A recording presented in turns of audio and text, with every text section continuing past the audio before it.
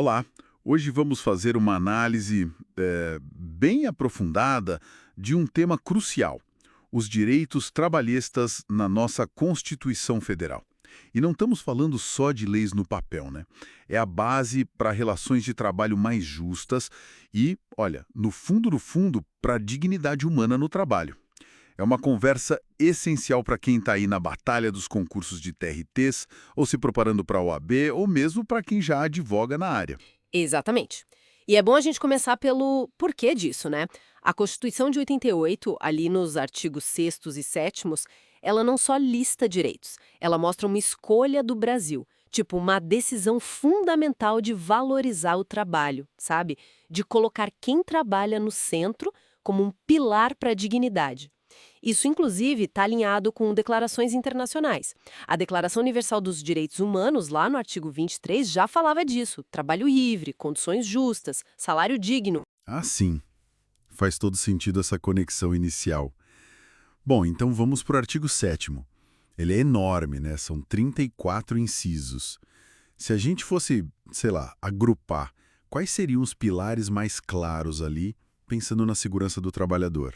Olha, dá para pensar em alguns blocos, sim. Um bem importante é o da proteção contra a instabilidade, né? Aí entra, por exemplo, a proteção contra a despedida arbitrária, aquela sem justa causa, que gera a indenização, o seguro-desemprego também, que é aquele suporte financeiro temporário, né? Super importante, e, claro, o FGTS, o Fundo de Garantia. Ele funciona como uma poupança forçada, vamos dizer assim, essencial na hora da demissão sem justa causa. São mecanismos interligados. Entendi. Uma rede de segurança mesmo. E sobre a remuneração, você mencionou que é chave para a dignidade. Como fica isso no artigo 7º? Tem um inciso quarto que fala do salário mínimo.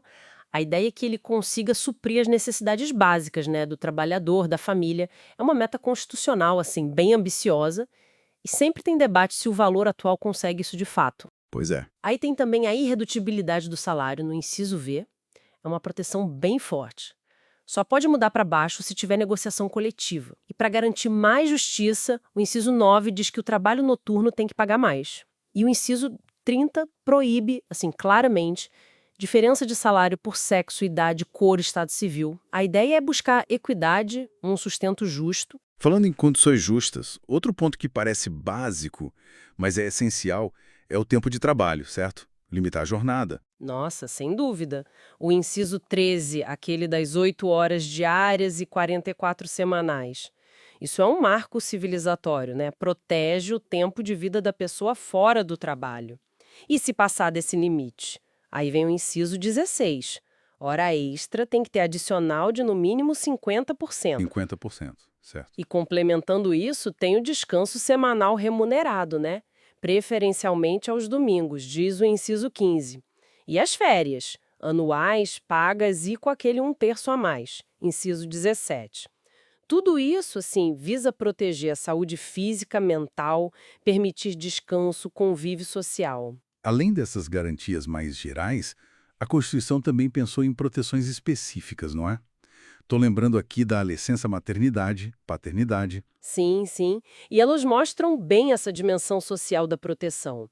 A licença para gestante, 120 dias, está lá no inciso 18. E a paternidade no 19. E olha que interessante, a Constituição foi evoluindo. Teve a emenda 72, lá de 2013. Ah, lembro dessa. A PEC das domésticas, né? E isso foi um passo enorme. Estendeu direitos como o FGTS, seguro-desemprego, adicional noturno para os trabalhadores domésticos, buscando a isonomia, sabe? Aquele tratamento igualitário, que também é um princípio geral entre trabalhador urbano e rural. Interessante essa busca pela isonomia. Mas, olha, até agora a gente falou muito de direitos individuais. E a força coletiva? Como os trabalhadores, enquanto grupo, entram nessa história constitucional? Entram com tudo. O artigo 8º garante a liberdade sindical. Quer dizer, trabalhadores e empregadores podem criar seus sindicatos sem o Estado meter o bedelho. É um pilar da democracia nas relações de trabalho. Entendi. E a greve? A greve está garantida no artigo 9º. É um instrumento poderoso de reivindicação coletiva. A própria Constituição reconhece a legitimidade, né? E cabe aos trabalhadores decidir quando e como exercer esse direito. Certo. Então temos um pacote bem robusto, né? direitos individuais, coletivos. Mas como garantir que isso tudo funcione na prática, que saia do papel? Que mecanismos existem para tornar esses direitos efetivos? Bom, a efetividade depende de várias coisas, né? No mundo jurídico, a gente tem ferramentas como a ADI, a ação direta de inconstitucionalidade. Com ela, dá para questionar lá no Supremo se uma lei está violando esses direitos da Constituição. Sei, para derrubar uma lei ruim. Exato.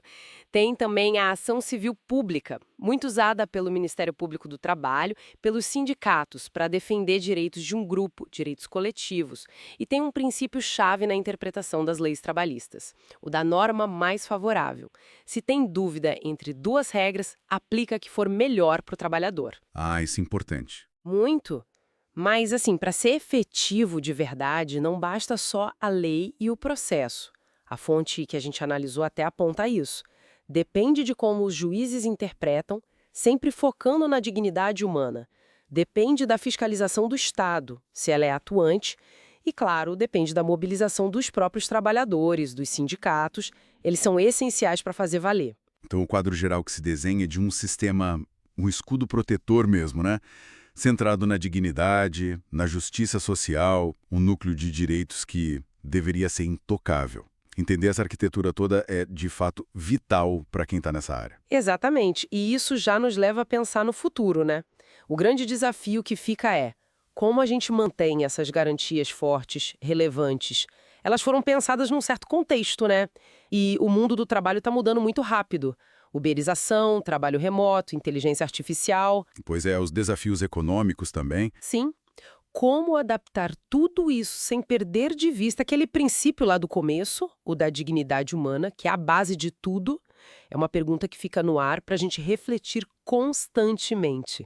Uma reflexão crucial, sem dúvida alguma. Olha, se essa análise focada aqui nos direitos trabalhistas na Constituição, com essa visão da dignidade, da proteção, ajudou nos seus estudos, seja para concurso, OAB ou na sua prática, considere se inscrever aqui no canal.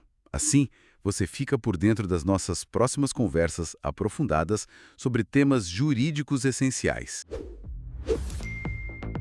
Inscreva-se no canal LegisCast. Esperamos por você no próximo podcast.